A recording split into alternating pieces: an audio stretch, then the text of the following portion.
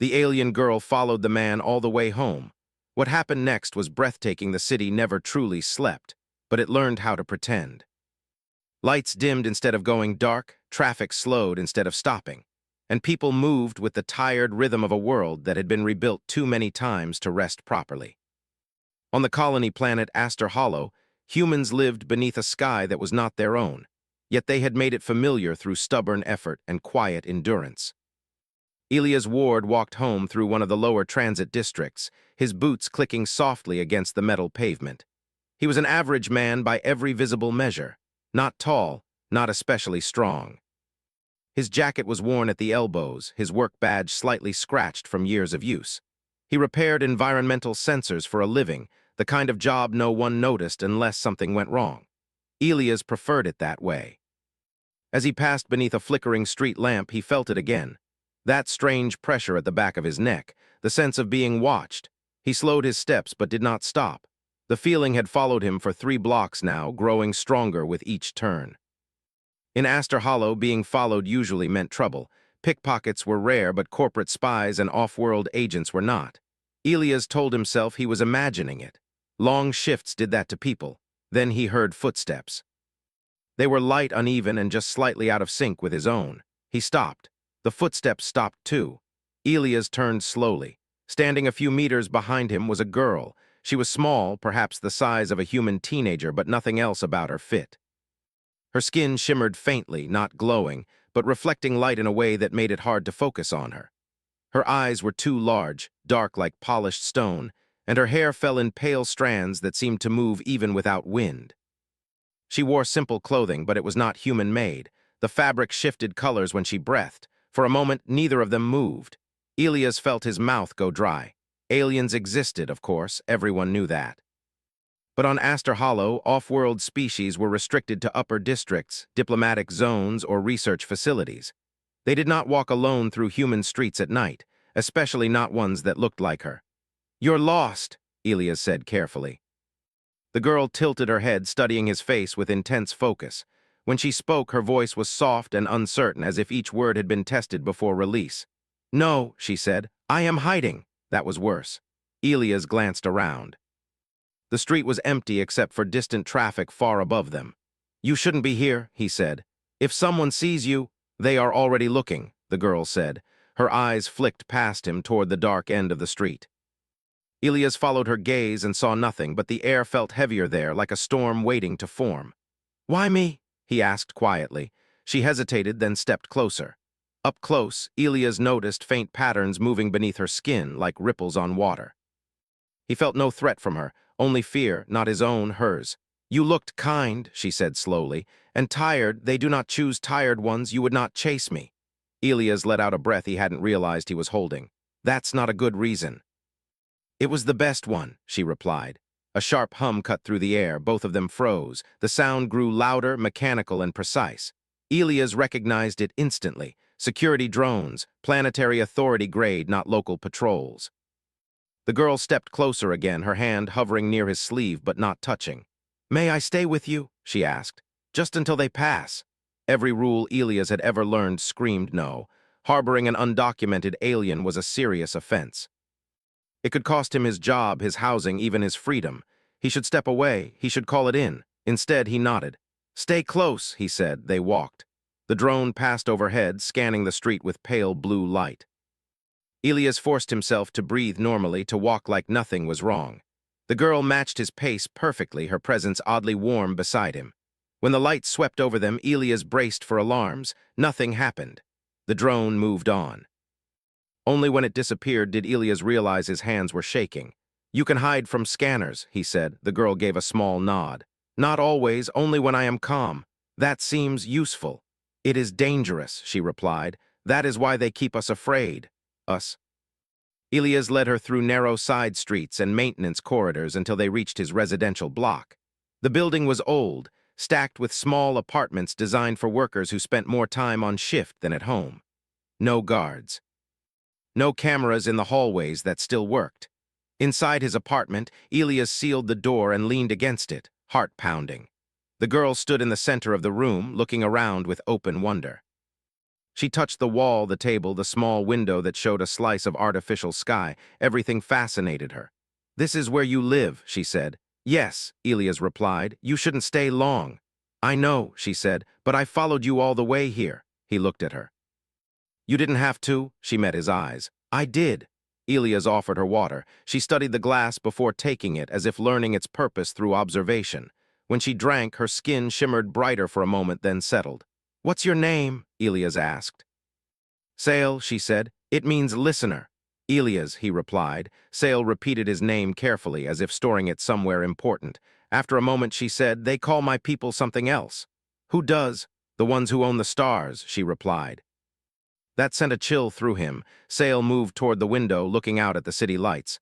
"I was not supposed to be outside," she continued. "We are kept in quiet places, studied, measured, told what we are worth." "And what are you worth?" Elias asked. She turned back to him, confusion crossing her face. "I do not know, that is why I ran." Another distant hum echoed through the air, closer this time. Sale's shoulders tensed, the light in her skin flickered. "They are narrowing the search," she said. Elias straightened. "You can stay here tonight," he said before he could talk himself out of it. "After that, we'll figure something out." Sale looked at him with something like disbelief. "You would risk yourself for me?" Elias shrugged. "Humans do stupid things sometimes." Her lips curved upward just slightly. "That is what makes you dangerous." Outside, the city continued pretending to sleep.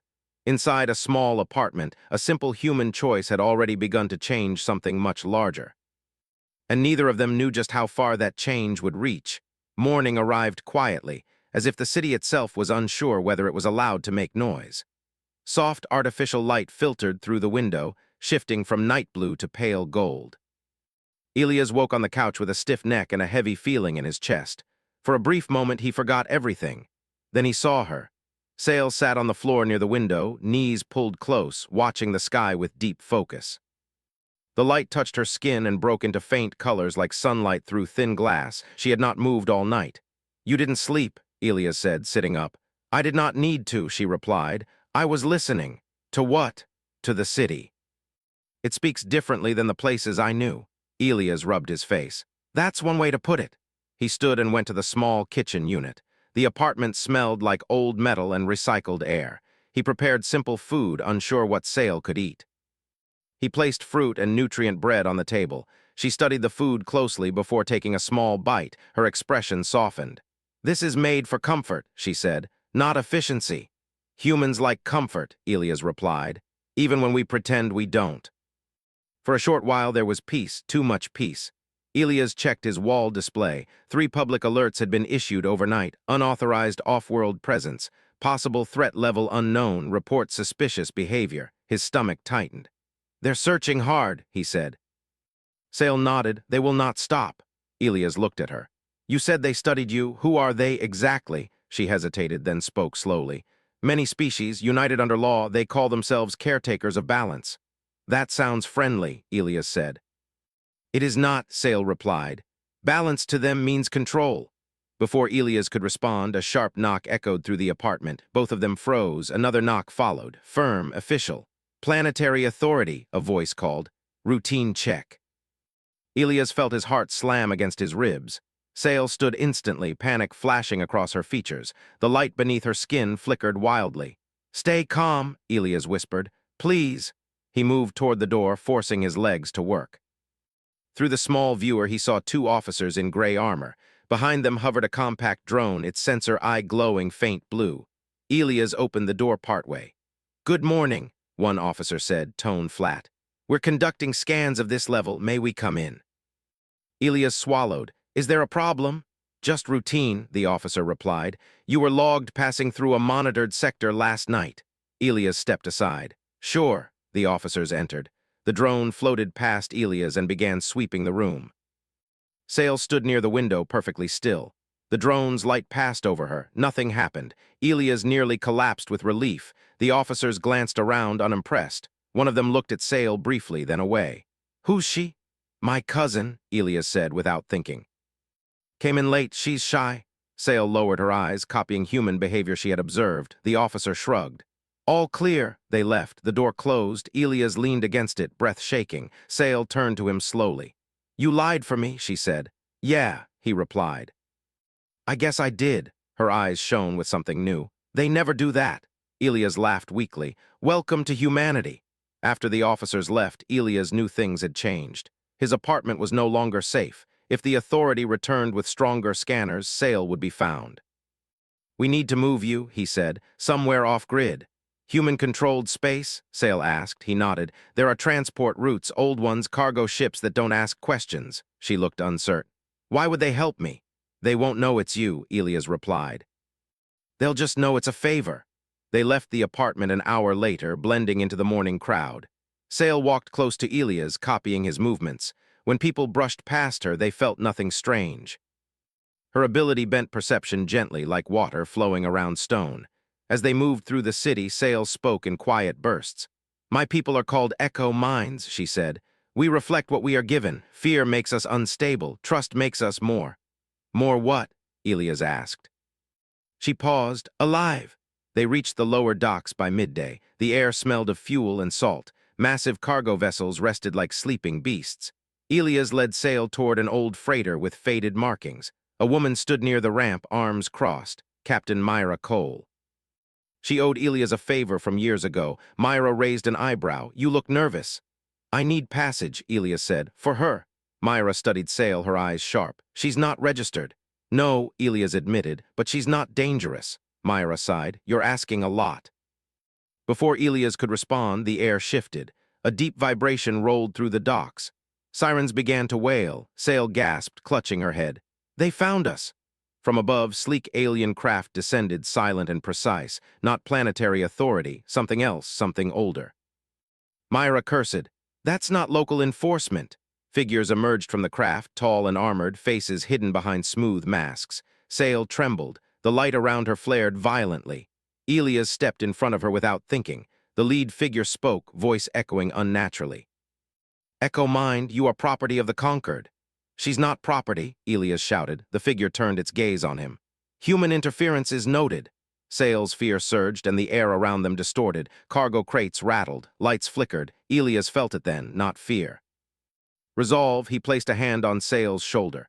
You're safe, he said firmly. You're not alone. The light around her changed. It softened. The ground steadied. The conquered agents hesitated, confused. Myra stared in awe. What the hell is she? Someone who needs help, Elias said. Dock workers began to gather. Humans formed a loose circle around them, drawn by instinct more than reason. The conquered agents stepped back. This is not concluded, the lead figure said.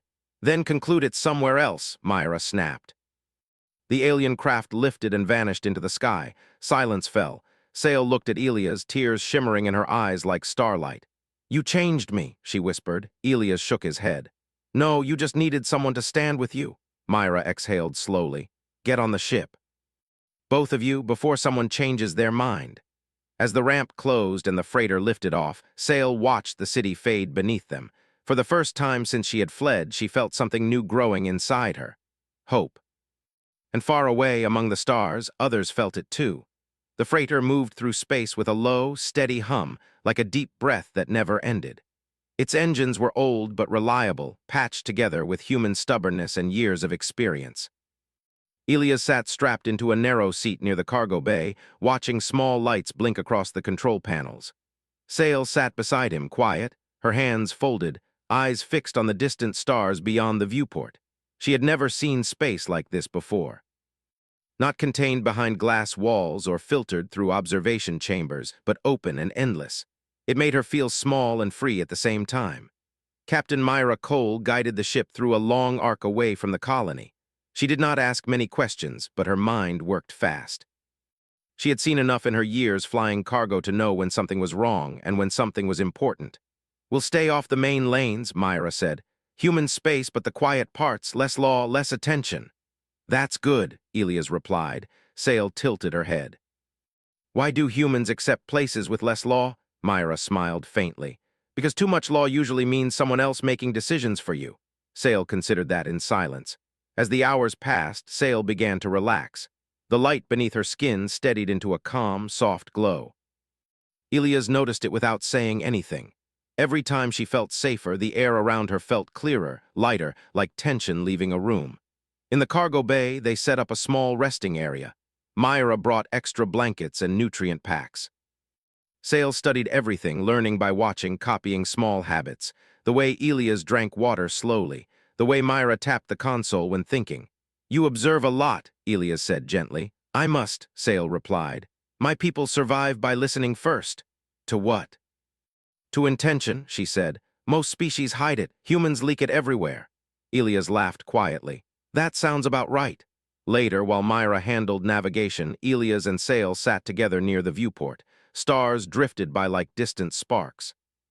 "You said your people are echo minds," Elias said. "What does that really mean?" Sale took time before answering. "We are born sensitive. We feel emotions as patterns. Fear bends us inward. Trust lets us unfold." "Unfold into what?" She looked at her hands.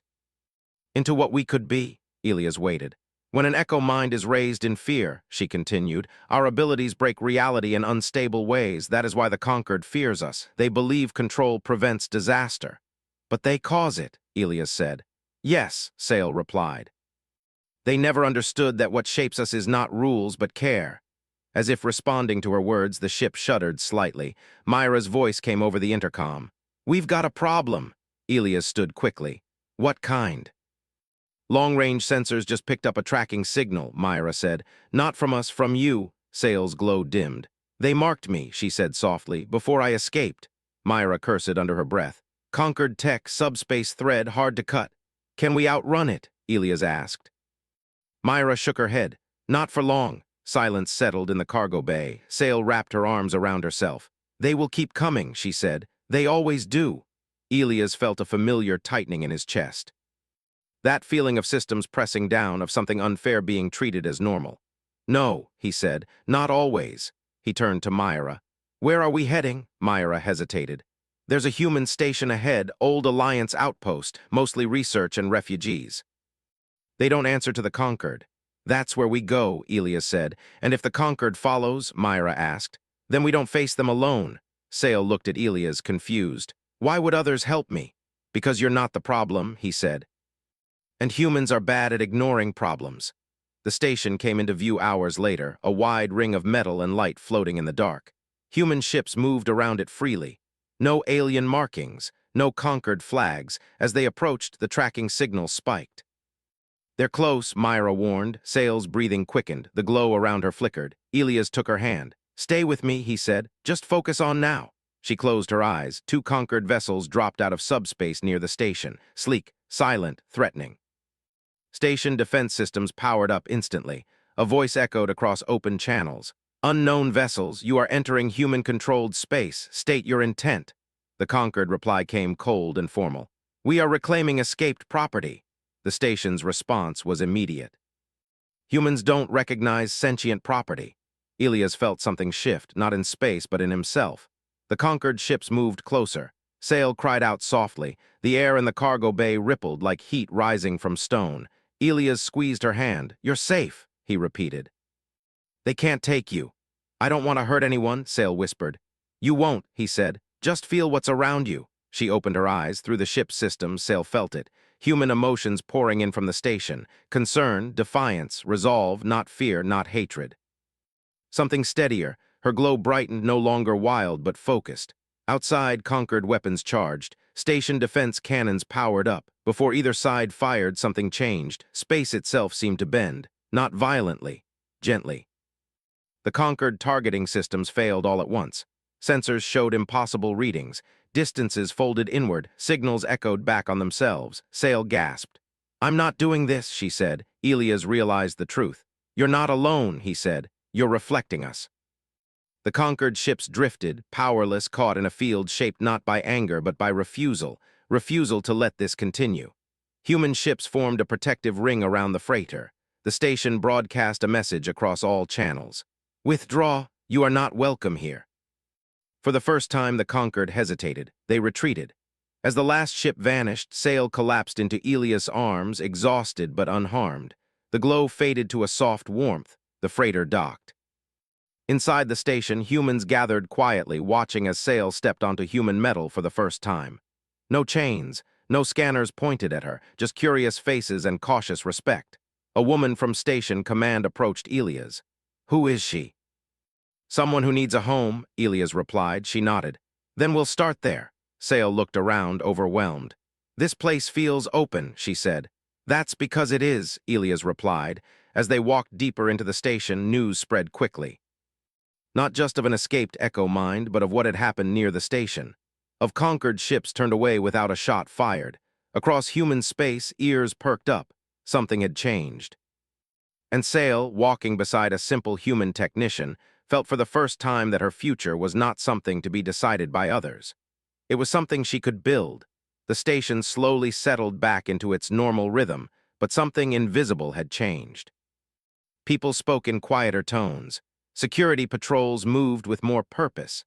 Messages traveled faster than usual, spreading the story of what had happened near the outer docks. No one said it loudly, but everyone felt it. The conquered had been turned away, not by weapons, but by unity. Sale stayed close to Elias as they moved through the station corridors. The walls were wide and clean, marked with human symbols and faded banners from old alliances.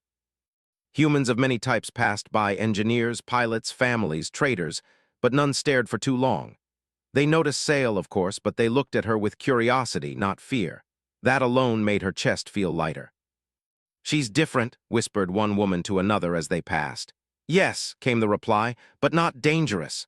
Sale heard every word. She always did, but for once the words did not cut into her. They were given temporary quarters near the station's inner ring. The room was simple but warm, with real gravity and a wide window that looked out into space. Sale pressed her hand gently against the glass, watching ships drift past. "This place breathes," she said softly. Elias smiled. "Humans like places that feel alive." She turned to him. "Is that why you helped me?" He thought about it. Maybe, or maybe I just didn't like seeing someone treated like a thing.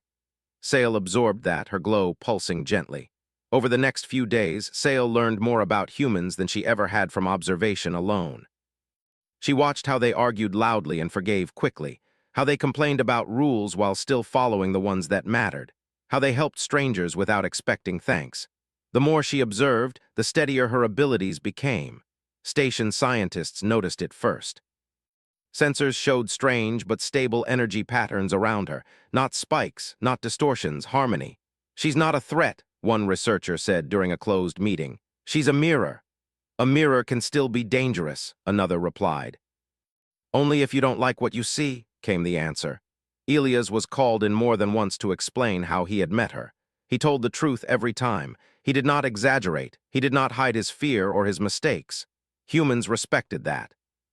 Meanwhile, far beyond the station, the conquered was not silent. Messages arrived from non-human governments. Warnings, formal complaints, demands.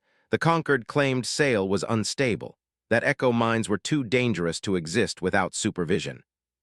That humanity was risking galactic safety. Human leadership listened. Then they asked questions. Why have echo mines only caused disasters under conquered control? Why do conquered facilities record constant emotional suppression? Why was a sentient being marked as property? The conquered did not like questions. A fleet was dispatched, larger than before, not to attack but to intimidate. When the alert reached the station, panic threatened to spread. Sale felt it immediately. The glow around her wavered. The air trembled. Elias was at her side within seconds. "Hey," he said calmly, "look at me." "They're afraid," Sale whispered. "So many of them, and some are angry."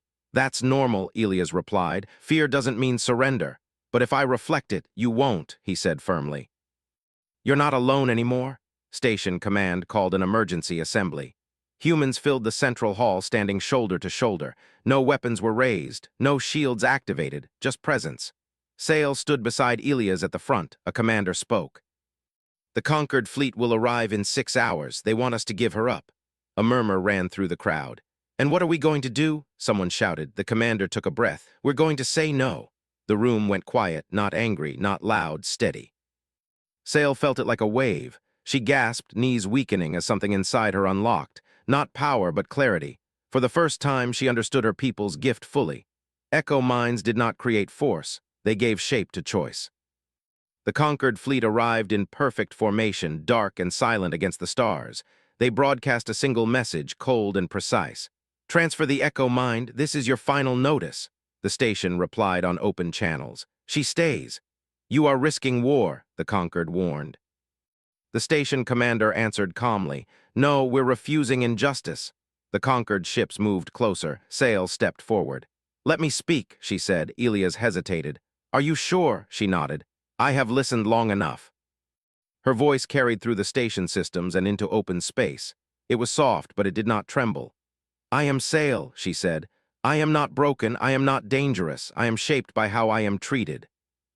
Her glow spread not outward, but inward, stabilizing the station systems, smoothing nervous hands, calming racing hearts. "I was afraid when you controlled me," she continued. "That fear hurt worlds. I am not afraid here." The conquered fleet faltered. Human ships moved into position, not attacking, just present. Sail felt millions of human minds focused together, not in command, in agreement. She reflected it. Space bent again, gently but firmly. Conquered communication channels filled with echoes of their own signals, returned without aggression. Their systems did not fail violently, they simply could not move forward. "You see now," Sail said. "I am strongest where I am trusted." Silence stretched. Then something unprecedented happened. One conquered ship powered down its weapons, then another. The lead vessel transmitted a final message. "This changes our calculations." "Good," the station commander replied. The fleet withdrew. Cheers did not erupt. Humans simply exhaled together. Sail collapsed to her knees, exhausted. Elias caught her, holding her steady. "You did it," he whispered. "No," she replied softly. "We did." News of the standoff spread faster than light through human networks. Stories were shared. Footage replayed. The phrase echoed across forums and channels. Humans stood between power and cruelty. For other echo minds still hidden in conquered space, something shifted. Hope traveled along quiet paths. For the conquered, fear took a new shape, not of Sail, of humanity. But it was not the fear of destruction. It was the fear of losing control.